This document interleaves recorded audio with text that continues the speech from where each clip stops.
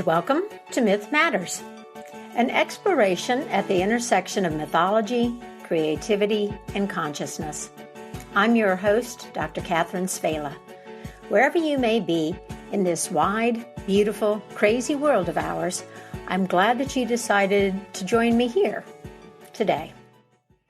Have you seen or heard about Apple's ad for the new iPad? The ad has gone viral, but not for the reasons that Apple intended, I suspect. It has really created an interesting conversation online, mostly very critical. The ad aired on X, formerly Twitter, and I'm going to post a link to the ad that also allows you to see some of the comment stream with the transcript of this episode. I really encourage you to watch it and see what kind of a reaction it elicits from you. Now, in this ad, a hydraulic press crushes paint, musical instruments, all kinds of tools and materials that people use to create, to make various forms of what we call art. And yes, you get a sense of what they're trying to say about the creative capacities of the iPad, but the ad is communicating much more than what Apple intended to many viewers. Actor Hugh Grant said that the ad promotes the destruction of the human experience. So that gives you an idea about the controversy here. And this ad is a great jumping off point for the topic that I want to explore with you today, and something that I want to talk about in further episodes this summer. Now, the specific focus for today is creativity and images of the creative process. The link between images, imagination, how these appear in our myths and stories, and the creative process, how we understand and experience it.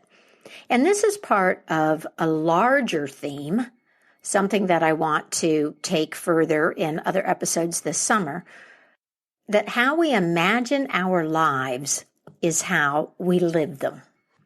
How we imagine our lives is how we live them. The core understanding guiding this exploration and future episodes is the realization that human beings bring imagination to everything. Situations, people, places, events, ideas, processes, equality, you name it, humans are imaginatively engaged with it. And how you imagine, the image that you hold, the image at the heart of the words imagine and imagination, well, these give rise to your experience of it, to your reality of it. Our myths and our stories, all of our narratives are built around these images, this imagining. So today, again, I'm going to think about the creative process, and in future episodes, I want to take this understanding and this formulation and investigate some other aspects of life and commonly held images. There are infinite possibilities here. I'm going to try and limit myself to just a couple more. But before I go further, I want to say a few words about why I am sharing this with you. I put a significant amount of energy into creating this Myth Matters podcast, and I've been at it for a while. And one of the reasons that I do this is that I want to give you a regular opportunity to imagine and to explore this idea that that's what you're doing. to awaken the life of soul. And I also want you to be more comfortable with uncertainty and change. I want to help you avoid the tempting security of having the answer or of listening to other people who claim that they do.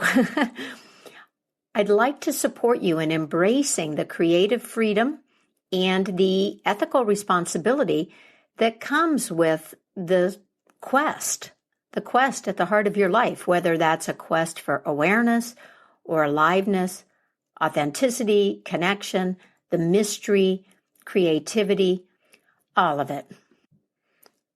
I first came across this formulation: how we imagine our lives is how we will live them, in the work of James Hillman. And he actually put it a little bit differently. Hillman wrote, "The way we imagine our lives is the way we'll go on living our lives." In his discussion, he was placing the emphasis on our lack of ideas, our lack of psychological ideas. And what he meant by lack of psychological ideas was lack of animating images. According to Hillman, and I agree with this, if you don't have very many psychological ideas, if your images of yourself and your life and your world are limited, then you very easily become a victim, or you get trapped, you get stuck. It's a form of oppression, because the way you imagine and the wealth and quality of the images that you have become the wealth and quality of your narratives, your myths. And so therefore then your world, your reality, and your options. So that's my long-winded way of saying that in this episode and others, I certainly hope to be informative and even entertaining around the particular topic at hand. And I also intend to demonstrate the power and the ubiquity of this insight and to set you up to make use of it. This notion of imagination and how we live really is the cornerstone of Myth Matters and Myth Matters. So back to this Apple ad. In the dominant culture, the Western or European-derived cultures that many of us operate within, the imagination is relegated to activities that are defined as creative. The other commonly recognized realm of the imagination is the fantastic. That is fantasy, daydreams, delusions. And as a result, it has been very easy to devalue the arts and our creative impulse, to put what we commonly define as practical over the poetic. And Apple, as a company, has played a historically interesting role in this conversation because they made a powerful and, at the time, revolutionary argument, one that became their niche. And that is that this dull business machine, a computer, was actually a tool for individual creativity, that it was a key to unlock your imagination, that if you had the right computer, that is an Apple, you could make all kinds of stuff and no one could stop you. And furthermore, this particular computer was itself an elegant object, a work of art. So as we have been for the last, I don't know how many years, reframing our notion of creativity and what is creative, And looking at the role that technologies play in all of this, Apple has arguably been part of a very positive extension and expansion of our notion of the value of creativity and who has it and what we can do with it. In fact, I think one of the reasons that people are responding so strongly to the Apple ad is because Apple played the role that it has in this cultural conversation about the value of creativity and who is creative. The world-changing potential in this conversation is embedded in the Apple logo. Think about it. Think about that apple and Newton and that tree in the garden. An image of creativity, right? One embedded in our myths. The fact that this ad has gone viral is, in my mind, evidence of the importance and the value that we place on this conversation, on the ongoing debate about the value of creativity and who we are as creative human beings and whether or not our creative expression is valuable and essential to us. I haven't seen a commentator using my words for it, talking about it like I am here. But the presentation of this image, the introduction of this metaphor, has catalyzed concerns and conversation that are very resonant with what I'm sharing here. And it has also provoked some interesting creativity, a certain mythopoesis. There's a brilliant reworking of Apple's ad in that X feed. So if you use the link that I offer and you scroll down the comment feed, look for the person who remade the ad in reverse and check it out. Now, let's turn to some of our inherited myths and old stories and look at some of the ways that creativity and the creative process have been imagined and woven into them. There are so many examples. I couldn't possibly cover them all. I'm going to walk through a few possibilities, and I invite you to reflect on your relationship to them. Where do these images reside in your life? Where are they in your imagination? Creativity.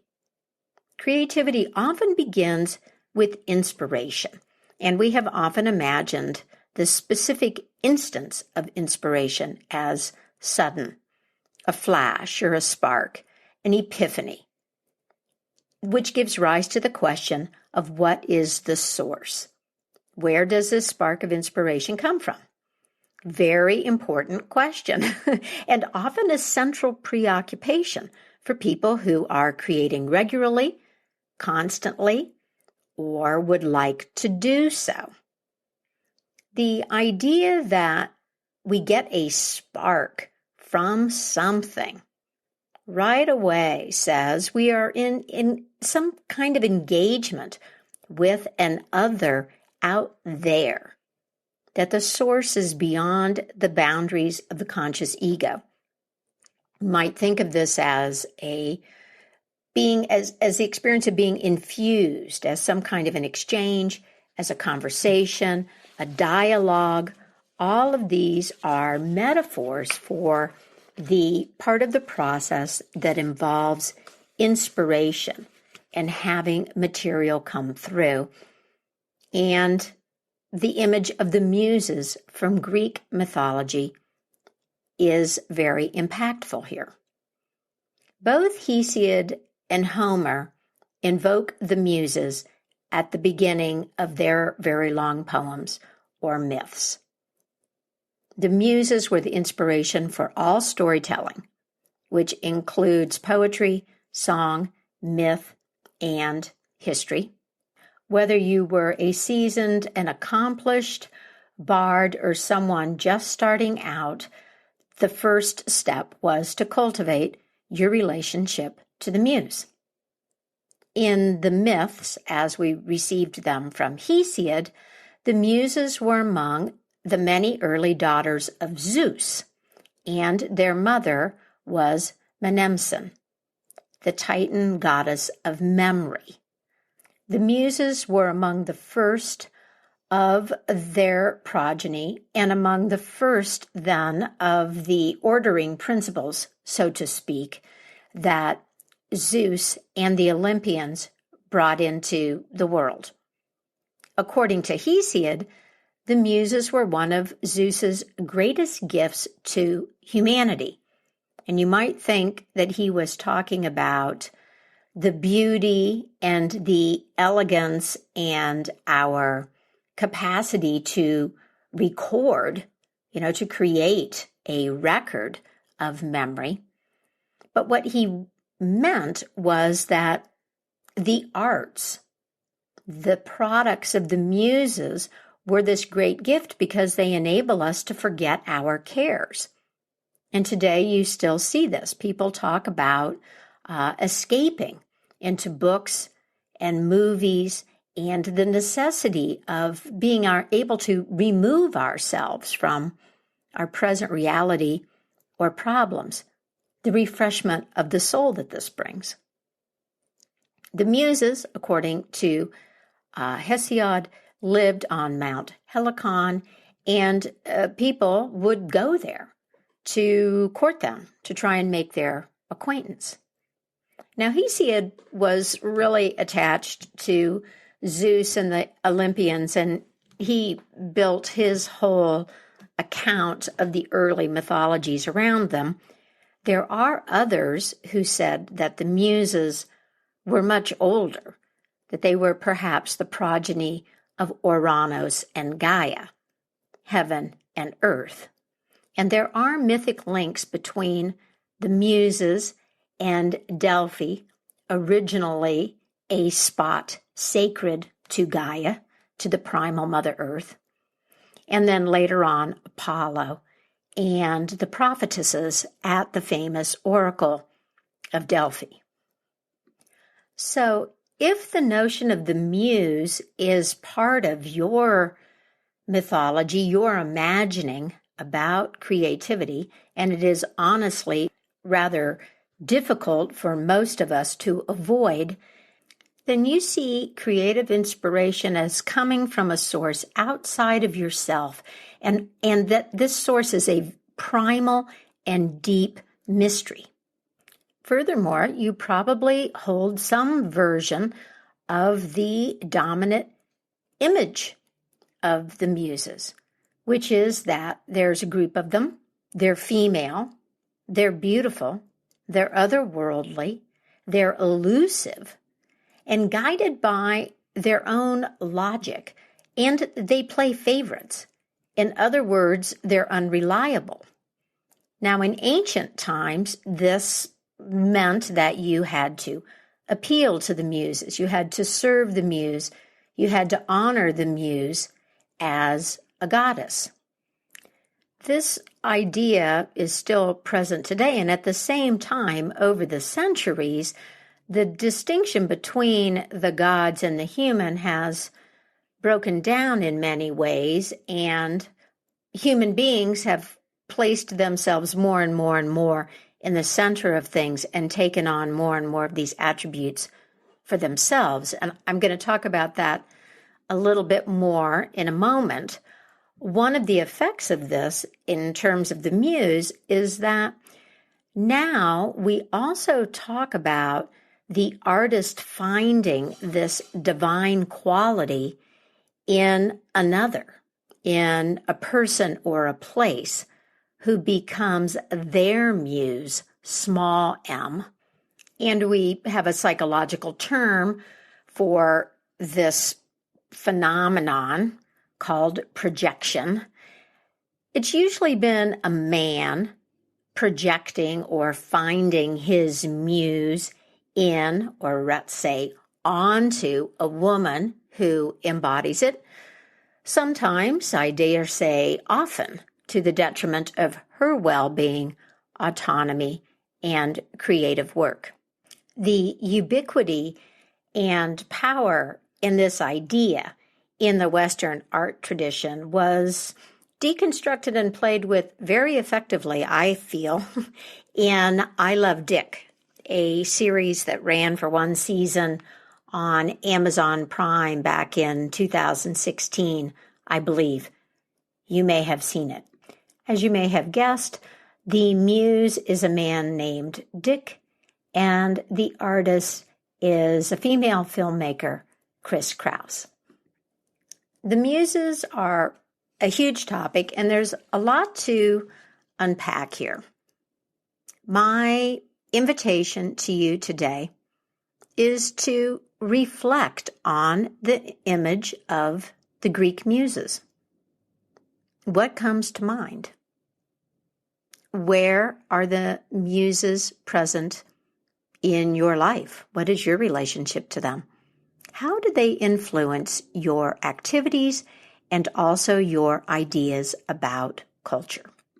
In addition to myths of figures like the muses, we also have myths about creation, about gods and goddesses making worlds and creatures and everything basically, which give us some clues to the creative process. Images of the creator and of the materials or the method of creation. For example, words, using words to create. We have the Christian God who does this in 7 days, and there are other traditions and myths that point to the creative power of language. The Hopi spider woman, for example, thinks and then speaks and sings to create the world. So in our myths about gods or goddesses, we have some who create the world, we have some who offer creative inspiration or give us some creative power. I just mentioned the creative power of words, of language. Another set of images or stories involving gods or goddesses has them bestowing certain creative gifts, crafts, and skills on human beings. If I stay within the realm of Greek mythology, we have the example of Athena, who gave humans and women in particular the gift of weaving. Weaving is a very powerful metaphor for thought and storytelling, structure and logic, for the beauty in the well-woven, and strength and durability in a tight weave. A related metaphor for thought and creating is following the thread. There are many ways to play around with this image of weaving as it relates to creating and the creative process. The link between the divine, between figures of gods and goddesses and the act of creation and creative powers and processes tells us something about the nature of creation and the value that we place on it. Creative inspiration that comes to us from the gods has an eternal quality, a lasting wisdom or beauty, a form of perfection. It can be too big for us because the gods are limitless and we are, alas, limited. This is something that sometimes shows up in our creative process. We have a vision of something, and once we try to start realizing it, bringing it down to our plane, the idea suddenly seems shabby or simply unattainable. In some stories, humans take on this divine quality. It is, in Jungian terms, inflationary. Going back to Athena and the weaving, you may be familiar with the myth of Arachne. It's a good example of this pitfall. Arachne is a very fine weaver, and she challenges the goddess to a contest. Let's find out who is the better weaver. And Athena ultimately turns her into a spider. Now, it's interesting that she's a spider because you could look at that and say, okay, so she did become the master weaver. And I think tucked into that story is this longing that we have for the eternal quality, to be engaged with this level of inspiration and create something of lasting beauty. I think the story of Arachne and that inflation may be the shadow side of other stories, like the myth of Gilgamesh, for example, in which Gilgamesh's quest for immortality is resolved by his realizing that it is only through telling his story as best he can that he will attain any immortality. What type of longings and aspirations and dreams do we bring to our creative process? With what do we invest our creations? I think the Apple ad touched a nerve for some people, generated the outrage and the rhetoric about the destruction of humanity, because in a denigration of our creative impulse and of our creative products, whether or not we call them art, there is a denigration of the human and of this compact or dialogue that we have with the source of inspiration, whether we locate that in ourselves or in an outer figure of the divine called the muse. Now, so far I've been talking about the creative capacities of the gods or creative capacities that come from the gods. But we do also have stories in which a person, a regular person, makes something, and in this making performs a powerful act, either reverses a curse or rights a wrong or facilitates some form of transformation. This is a pretty common theme in fairy tales, and today we often view the creative acts in these stories through multiple lenses as a commentary on the creative process and on the nature of what's made, as a response to problems and suffering, and as a making of the self. So I want to spend a little time with one of those stories before I leave you today. It's an interesting synchronicity that last May I told the fairy tale The Wild Swans, and in that episode I talked about the creative power of words.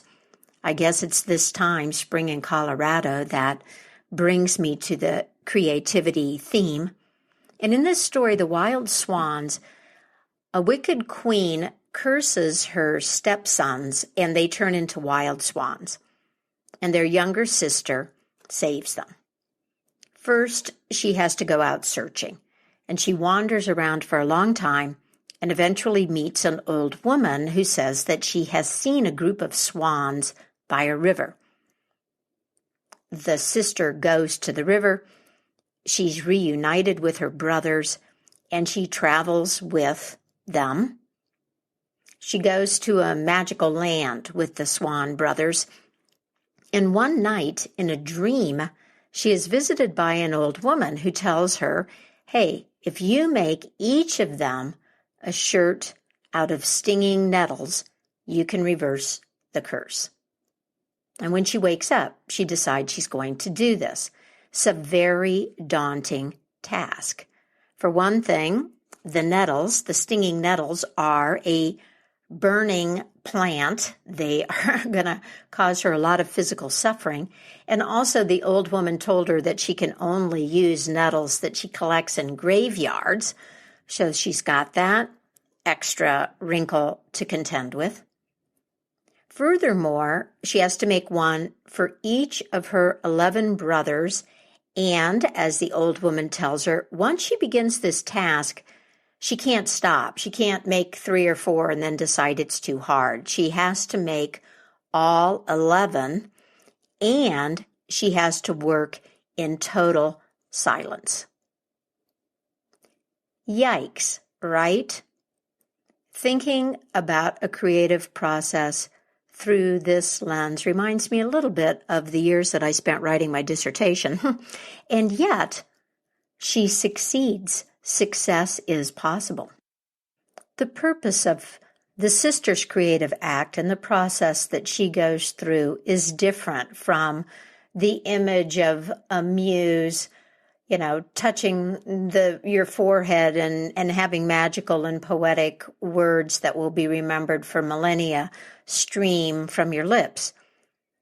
And yet, in the difficulty of these images, there are some really beautiful guides and further insights, I think, into other dimensions of the creative process and of the purpose of creativity.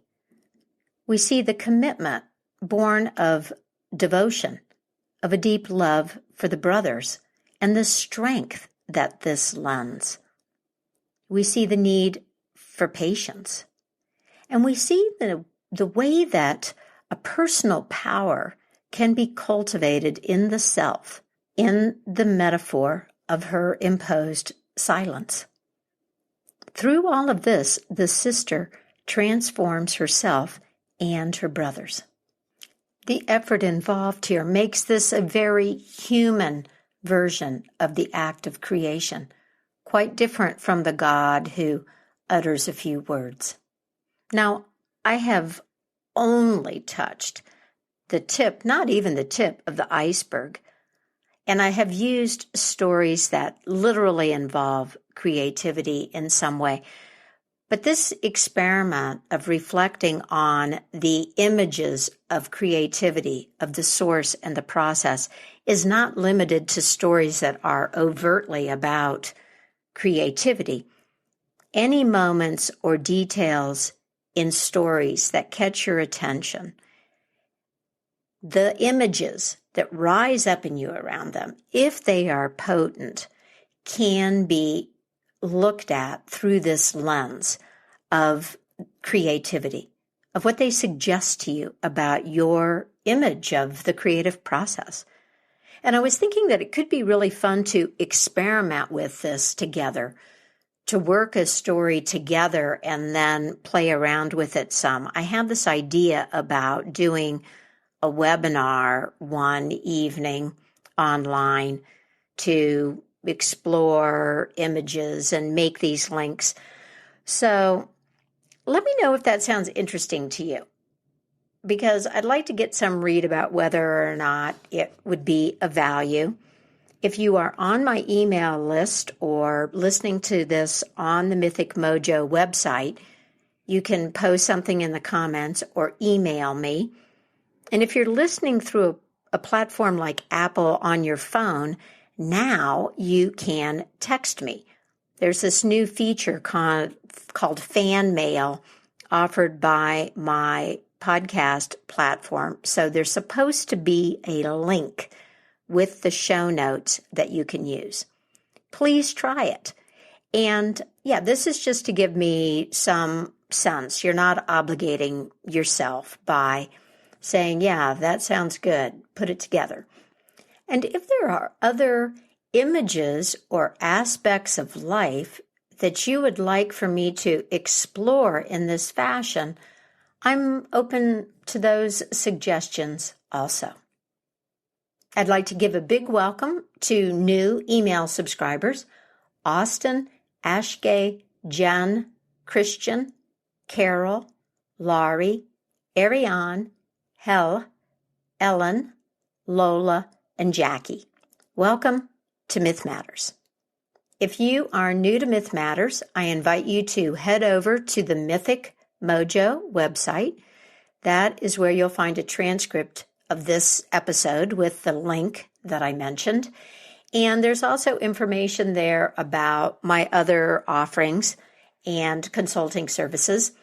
You can also join the email list if you would like to receive links to new Myth Matters episodes in your inbox. Thank you To the Patreon patrons and Bandcamp supporters of Myth Matters, and a special shout out to new patrons Kim and Ronnie.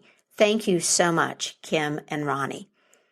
The monthly contributions that I receive from my patrons and Bandcamp supporters really help to make this whole podcast thing viable for me.